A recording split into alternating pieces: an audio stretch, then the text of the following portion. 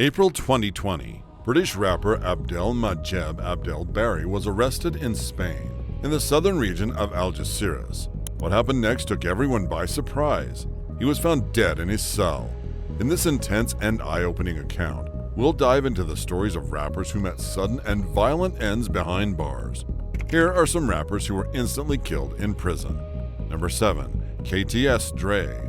July 10, 2021, marked the cold day when 31-year-old Chi-Town rapper Londre Sylvester, known in the rap game as KTS Dre, walked out of Cook County Prison thinking freedom was his. He had posted a $5,000 bail, but what hit him wasn't freedom. It was the storm of lead that no one saw coming at the prison joint. Rewind to July 1, 2021. KTS Dre got clapped in cuffs over some felony mess from back in 2020. The judge slapped a bail on him, and Dre landed in the max security belly of Cook County. Now, this wasn't a playground. It was the home court for Chi-Town's hardest hitters. Dre wasn't just another face in the crowd. He was deep in the game, a known member of the Lakeside Boys, part of the Savage Gangster Disciples. KTS Dre's initials was a lifestyle, kill to survive. With the target tattooed right next to his KTS ink on his neck, it was clear he was living by the gang code, ready to drop bodies if needed. Inside, Dre kept tight with his crew, staying sharp because rival gangs were breathing down his neck every minute. But his street rep kept most at bay. That is, until his release became public news. On July 9th, his mom swung his bail. The next day, Dre stepped out, ankle monitor clipped on, snapping pics with his boys, soaking up what he thought was his first taste of freedom.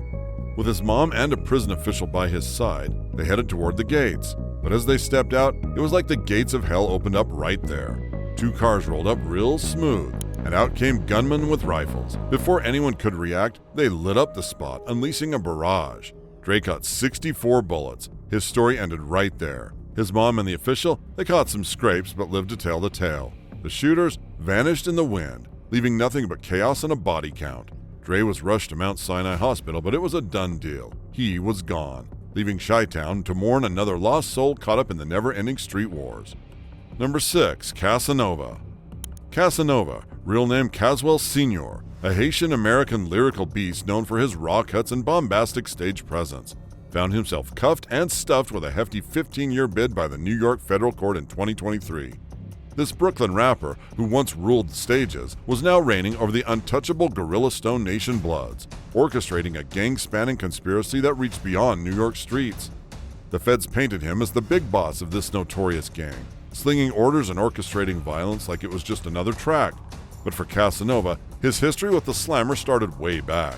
First locked up at Rikers at the tender age of 18, where he vibed with a cellmate who'd later blow up as A$AP Rocky.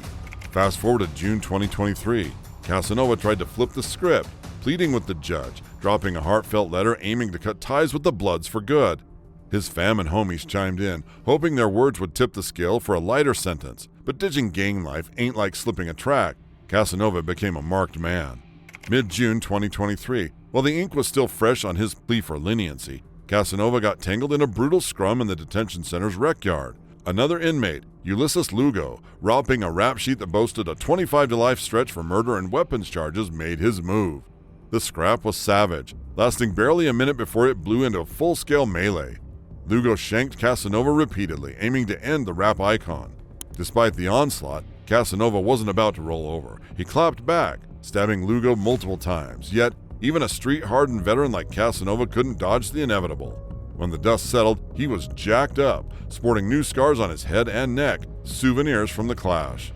This ain't new territory for Casanova. His stint in the clink was also about survival of the fittest, and he was often the fittest. He confessed in a gritty sit-down with DJ Vlad about his prison rule. Always keep a razor tucked up his backside, only pulling it out when absolutely necessary. Over his bids, he'd gotten into the mix with about 12 dudes, earning extra time in solitary for slashing 3 in one go. Now, as the word got around about this latest shank fest, whispers started that it wasn't just prison beef boiling over. Some speculated it was a strategic hit, linked to a recent legal play by Casanova's team, a move that might have rocked the prosecutor's case against him. With gang colors draped over every corner of this saga, it's clear. When you mix legal drama with street vendettas, you get a recipe for chaos. And in this case, every move Casanova made was a gamble. Sometimes you roll snake eyes. Number 5. MoneySign Suede. MoneySign Suede, born Jamie Brigada Valdez, was all about that gangsta rap life, dropping tracks that made the streets buzz. But on April 25, 2023, the script flipped hard for this dude. Locked up in California State Prison, Soledad Suede found himself in the kind of mess that even his slick lyrics couldn't talk him out of. At 18, he first hit the slammer for a carjacking gig gone wrong. He was young, hungry, and with a track blowing up, seemed destined for the big leagues. But the streets have a way of pulling you back in, and by December 2022, Suede was behind bars again, this time for packing heat as a parolee. Soledad wasn't your regular joint. This place was a gladiator school where the big dogs ran the yard, and Suede, with his rising star status and skin inked with stories, was prime real estate. He was a trophy every crew wanted to claim. His hits like Back to the Bag kept his name hot on the outside, but inside, it painted a bullseye on his back. That's the thing with prison. It doesn't matter how many views you clock on YouTube. Inside, you're just another body to boost someone's rep. Before the bars clanged shut for what would be the last time, Suede was chilling with his crew, laying down bars and beats. That footage, man, it went viral, because it was the last time anyone saw Suede free and not staring down the barrel of some serious time. In the pen, love and hate are two sides of the same coin, and Suede got his fair share of both. The day he got checked was a regular sun-beaten afternoon, the yard crowded with cons looking for any excuse to pop off. Word on the tier was that the Serranos, straight out of Mexico, had their sights set on Suede. They wanted him bad, figured his fame could boost their clout, but Suede wasn't buying what they were selling. He was trying to steer clear of that life, had dreams of walking out straight, maybe even clean. The thing about prison politics is that they're as murky as they come. Rumors swirled that Suede had been flapping his gums about gang biz to folks on the outside. Didn't help that his girl blasted a letter he wrote on social media, talking about how the Mexican gangs were squeezing him hard. That kind of chat gets you more than dirty looks. McCrime, a name known in the deep circles, said it straight. Can't do you at all. You gotta poke someone. Whoever you got to do your thing. April 25th was the day the music died for Suede. He strolled into the bathroom, a spot notorious for settling scores out of the guard's sight. The door hadn't even swung shut before the vibe switched. Everyone bailed except a few shadowy figures lurking with intent. In moments, it was chaos. Fists flying, a shiv glinting in the dim light. Suede was on the receiving end of a beatdown that didn't stop till he hit the floor, a mess of blood and broken dreams. Stabbed multiple times, left to bleed out like he was nothing. They found him an hour later, barely hanging on, rushed him to the clinic, but by then the light was faded. Just like that, MoneySign Suede was a headline, a tragic tale of a star that burned too bright, too fast. Number 4, Baby Chino. March 16, 2022, wasn't just another day in the life of Timothy Starks, aka Baby Chino, stepping fresh out of the Turner Guilford Night Correctional Center down in Miami-Dade. Baby Chino was the freshest voice on the gangster rap block, with traps like Big Haiti Shadas, blasting through the streets where he was all about popping caps and dropping bodies, no filter. In that notorious hit, Chino wasn't only rhyming but also practically setting the streets on fire. The track was more than just bars. It was a tribute to his fallen homie, Gary Mello Laguerre, turning his grief into raw lyrical warfare. But 2022 was a deadly dance for the Miami Street Kings, with hits flying left and right, leaving a trail of bodies like never before. Chino, always on the edge, strapped up for safety, but that very move landed him in cuffs, courtesy of Miami-Dade police. They caught him slipping, weapon on him, and even his ride's plates were ghosted. They booked him quickly, but Chino slipped out on bail in less than a day, freedom within his grasp.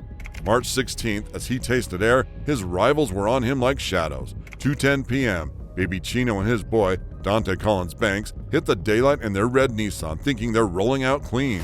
No chance. As they merged onto the expressway, their ride turned into a death trap.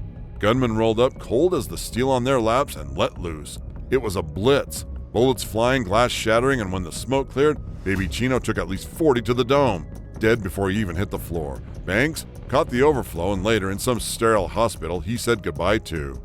Just like that, Baby Chino's final chapter was written in blood and lead, right there in the broad Miami daylight. Number 3, Anthony Myrie. Back in the cold grip of February 2019, the game lost a real one. Anthony Myrie, aka Trey, a voice straight out of the New York rap scene. Locked up in Green Correctional Facility, serving a hard 7 years for hustling controlled substances, Trey was still grinding, hustling tapes from behind bars that echoed the tales of the streets. Then out of nowhere, he vanished, like smoke. On February 11th, the block was buzzing with the word that Trey was missing. But here's where it got twisted. Trey's girlfriend, Sade, got a chilling call from him saying that he was feeling the heat. Something was off, which wasn't like him at all. Moments later, she heard a random caller that Trey had been thrown in the box, solitary. But when she contacted the prison to check on him, they played dumb, claiming Trey was chilling in general population. Hours ticked by, 5 to be exact, and Sade's phone blew up again. This time it was the grim news no one wants to hear. Trey was gone. In critical condition, they said, over at Albany Medical Center. Panic set in as she called up Albany, desperate to find him, but they were like, Anthony who? No record, nothing. The plot thickened when suddenly Green Correctional called her back. Trey was dead. Now get this. The Department of Corrections spun a story about a 3-on-1 fight. They claimed the guards jumped in, all clean, no excessive force.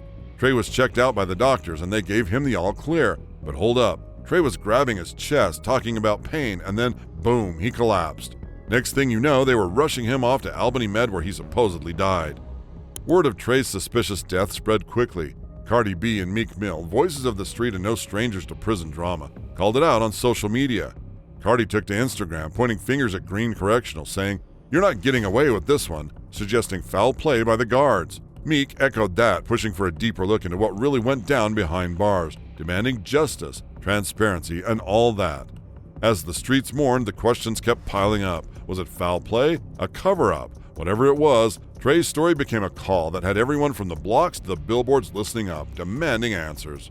Number 2, Jay Polly. Late at night on September 2nd, 2021, the Rwandan rap scene took a dark turn when Jay Polly was taken from his cell in Kigali straight to the ER. But to really understand what happened, let's rewind to April 2020, when the world was deep in the chaos of COVID. Jay Polly, whose real name was Joshua Tuisheim, was at home throwing a party despite the lockdown laws. The cops busted in, hit him with drug charges, and even accused him of using a fake COVID certificate.